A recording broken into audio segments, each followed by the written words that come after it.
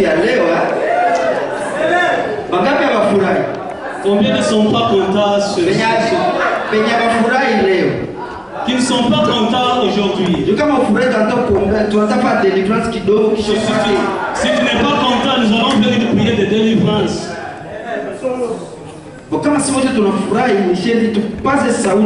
Si nous sommes tous contents, nous allons leur crier.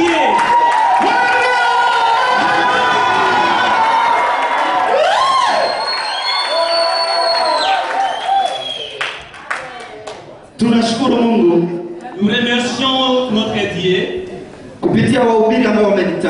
à travers les prédicateurs qui m'ont précédé. Les premiers prédicateurs, il m'a beaucoup ranimé. Il a dit ceci, que les Français ont détruit le pays. C'est pourquoi il parle souvent dans la langue qu'il est habitué. Amen. Parce que dans le lingala, il se sent vraiment très soin. Et c'est pourquoi je vais te dire, je vais aussi parler Swahili.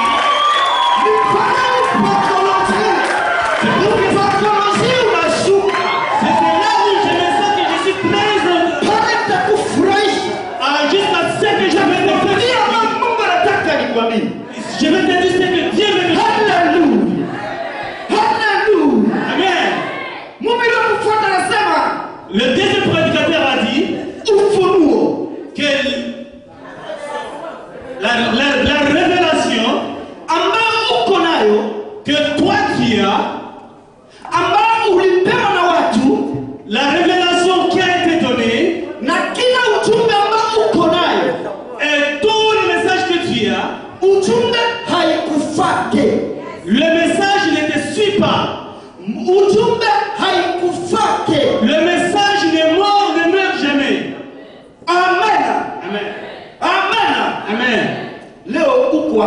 Aujourd'hui tu es là. Ce n'est pas de ta volonté. Il y a un message que tu as. Il y a un message qui est avec toi.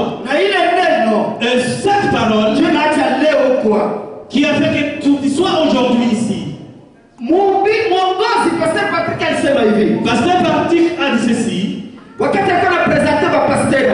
il présentait le pasteur, il a dit que chacun a sa grâce. Que chacun a sa grâce. Tu ne peux jamais minimiser la grâce qui est dans le petit. Parce que c'est pas que chacun a et sans cette grâce, c'est cette grâce qui nous fait construire le corps du Christ. Amen.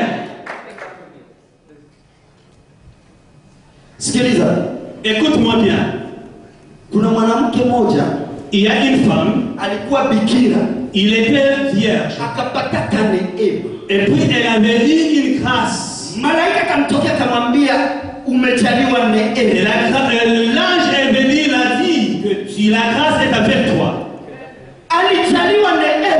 Elle avait eu la grâce.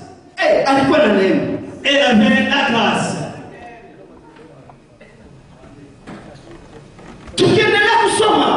Quand nous continuons avec la lecture, dans le livre de Tite, chapitre 7, et son verset 11, il me dit ceci dans la Bible, que la grâce c'est un enseignant. Et puis elle vient nous enseigner à refuser le mal.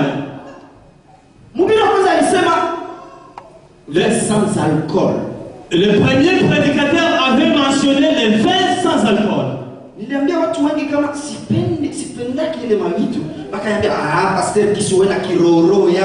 J'avais dit, il y a des personnes à qui j'avais mentionné que moi avec des grands boss.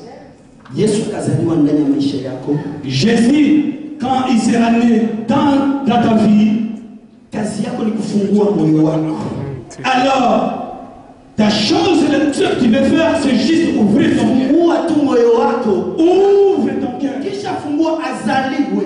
Quand tu vas ouvrir afin qu'il soit né, Kazi ya transformation haiko wewe utaifanya. ce n'est pas la transformation, ce n'est pas de toi. Mwenye atakutransformer ni Mungu.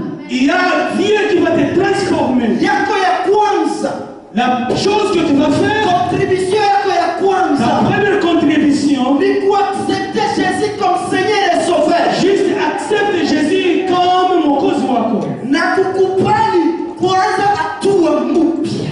Accepte d'abord la première chose, Kuelekeza kwa mabadiliko. la chose nouvelle qui va t'amener au changement.